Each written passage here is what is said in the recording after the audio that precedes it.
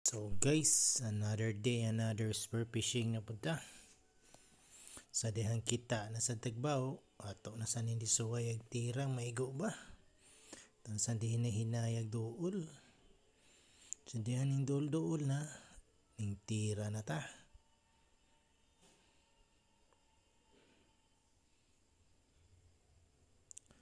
Toa, igo, kirig-kirig.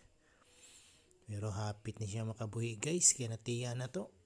Medyo wa mapuruhan.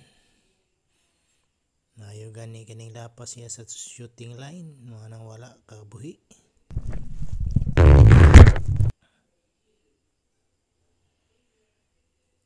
Ito hindi na hinayag recover kay basig magisi niya.